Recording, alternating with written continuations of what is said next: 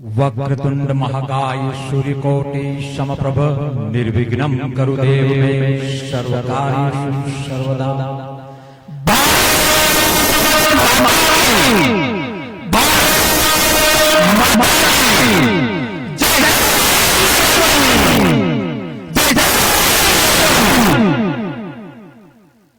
मंचस्थ महानुभाव અને જે પૂરા દેશની અંદર છાતી ઠોકીને કહી હગે કે અમે દેશ છે, અમે જૂના છીએ, મૂળ તત્વ અમે છીએ, એવા મારા તમામ આદિવાસી ભાઈઓ અને બહેનો, અમે બધા આજકાલના આવેલા મહેમાન છીએ. બાપ તો તમે છો. તમે વાત ખાલી એટલી કરવી કે તમે બાપ છો, અને આ ભાજપ અને આમ આદમી પાર્ટીએ તમને જે દીકરા બનાવવાના પ્રયત્ન કર્યા, 5-10 મિનિટમાં તમારા હૈયેથી જય આદિવાસી નીકળે તો અહીંથી નીકળીને ધંધે લાગી જવું છે, હા કે ના? એવા સમયે મારા ભાઈએ વાત કરી કે કરશન બાપુ ભાદરકા આમ આદમી પાર્ટીને ગુજરાતમાં ઉભી કરવામાં સિંહ ફાળો આપ્યો અને હમણાં જ કોંગ્રેસમાં આવ્યા. તમારા બધાના આશીર્વાદ હોય ને તો આજે હું કોંગ્રેસમાં જોડાણો. એના અમિતભાઈ 12મો દિવસ છે. તાલીઓ એ વાત ઉપર નથી ઝીલવી, તાલીઓ આગળના વાક્ય ઉપર ઝીલવી છે. કોંગ્રેસમાં જોડાણો અને આજે 12મો દિવસ છે. સુરતમાં જોડાણો અને કોંગ્રેસ માટે કામની શરૂઆત આજે 12મા દિવસે કરીએ છીએ. તમારા બધાના આશીર્વાદ હોય, યા મોગી માતાની કૃપા હોય અને આદિવાસી હાથથી હાથ મિલાવે તો જો તમે હું અને આ નેતૃત્વ ભેગા થઈએ તો તાકાતથી તમે અને હું, એ આમ આદમી પાર્ટી હોય કે ભાજપ હોય, એનું 12મું કરી નાખવું છે, 12મું કરી નાખવું છે અને 12મું કરી નાખવું છે. હા કે ના? આદિવાસીની ખમીરતા, આદિવાસીની તાકાત, મૂળ તત્વ યાદ કરવાની જરૂર છે.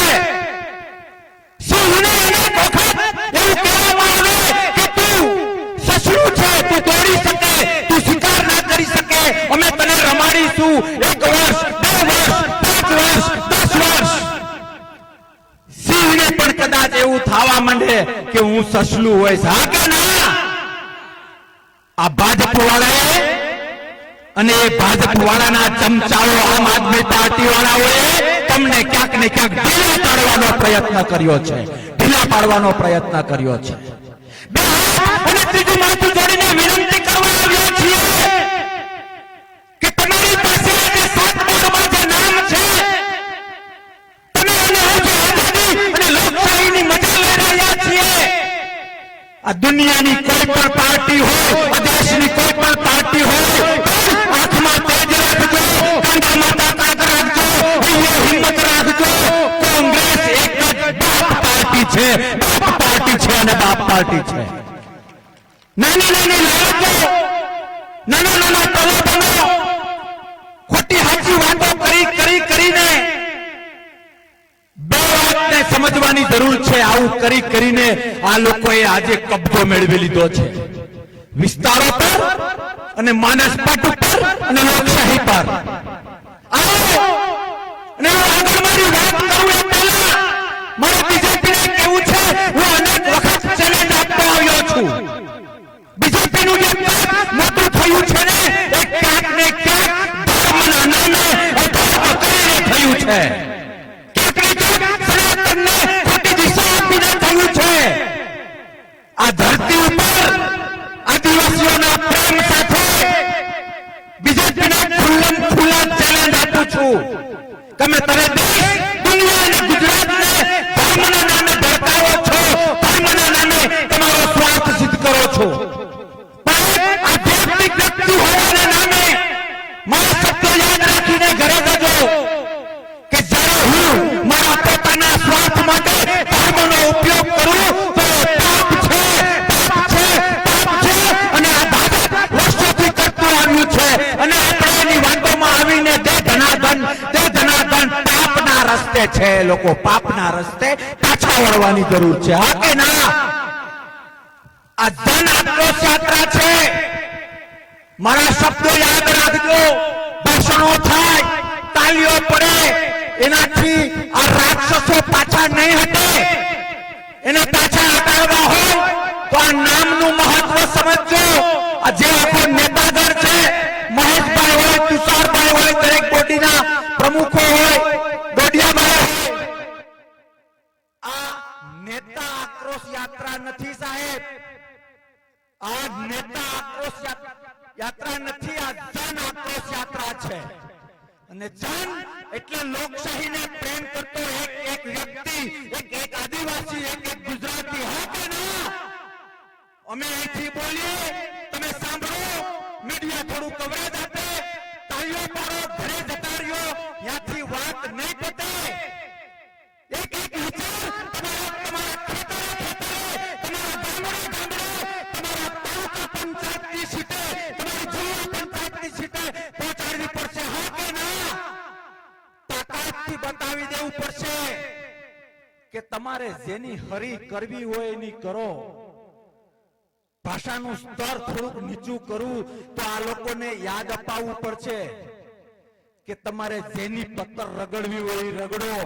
આદિવાસીની પત્તર રગડનારા બીજે દિયે જોવા નથી મળતા, નથી મળતા અને નથી મળતા, હા કે ના?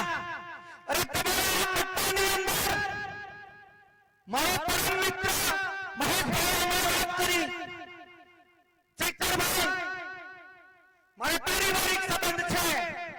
તમારી પાસે આમ આદમી પાર્ટીનો કોઈ નેતા આવે, પછી એ ધારાસભ્ય હોય કે નાનો એવો કાર્યકર્તા હોય, એને સાઈડમાં લઈ જજો.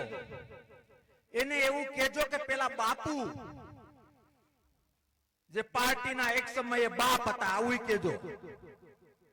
પેલા બાપુએ એવું કીધું છે કે તમે આમ આદમી પાર્ટીમાં ખુશ નથી, તમે કોંગ્રેસમાં આવવાના છો, એ વાત સાચી કે ખોટી એ પૂછજો, એ પૂછજો.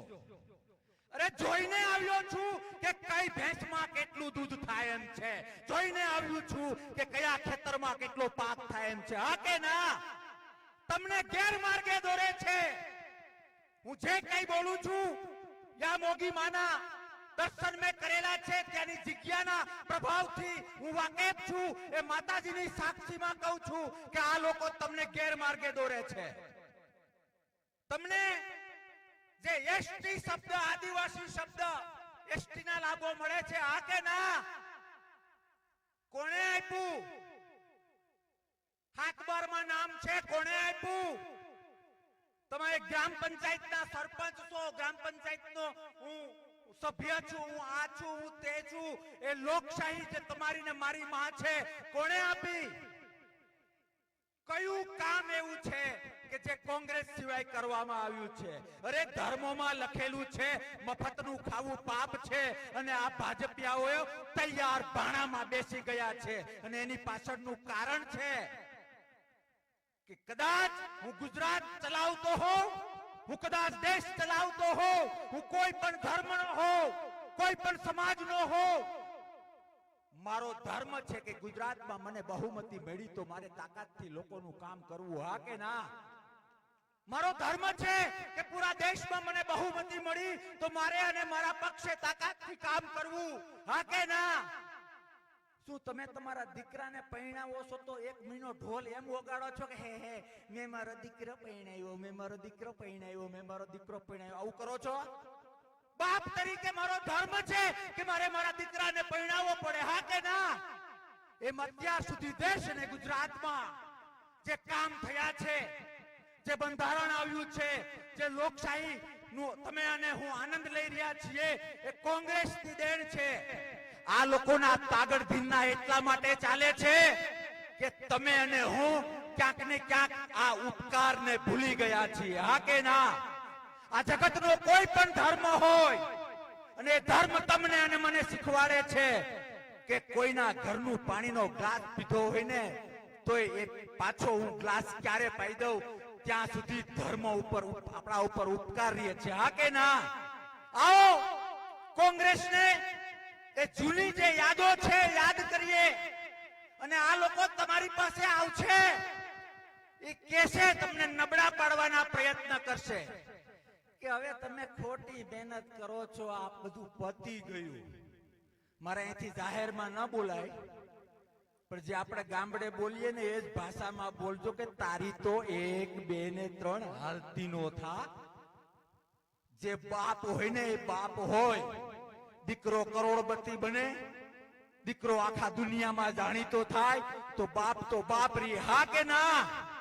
એમ વાતો કરવી હોય તો ઘણી બધી થઈ શકે, પણ જો આમ આદમી પાર્ટીની વાત કરું તો ભાજપને કાયદેસરનો ડર લાગે છે.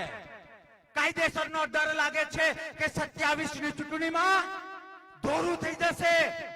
27 ની ચૂંટણીમાં કોંગ્રેસને પહોંચી શકાય એવું નથી, એવો ડર ભાજપને લાગે છે. ખેડૂતોમાં, આદિવાસીઓમાં અને ગુજરાતના ખૂણે ખૂણે ભાજપ માટે જે નારાજગી છે એ નારાજગીથી ભાજપ પરિચિત છે કે દોરું થઈ જશે, નહીં ભેગું થાય, કોંગ્રેસ સરકાર બનાવશે, આપણે ક્યાંય મોઢું બતાવવા જવા નહીં રહીએ ને એટલા માટે કોંગ્રેસના મત કાપવા માટે આમ આદમી પાર્ટીને પ્રમોટ કરે છે. આમ આદમી પાર્ટીને પ્રમોટ કરે છે. અને એ લોકો તમારી પાસે આવે તો એને કહેજો કે ભાઈ મારા દીકરાનું હું ક્યાંય સગપણ કરું. સગપણમાં સમજાઈશ ને કાઠિયાવાડી શબ્દ. તમે મદદ ન કરો તો કઈ વાંધો નહીં, પણ ગામની અંદર મારા દીકરાને કોઈ જોવા આવે, બધું સારું નરસું હોય અને કોઈ ત્રીજો માણસ જઈને ના પાડી આવે કે આવો છે ને તેવો છે ને આમ છે ને તેમ છે, એવા માણસની ગામમાં આબરૂ હોય.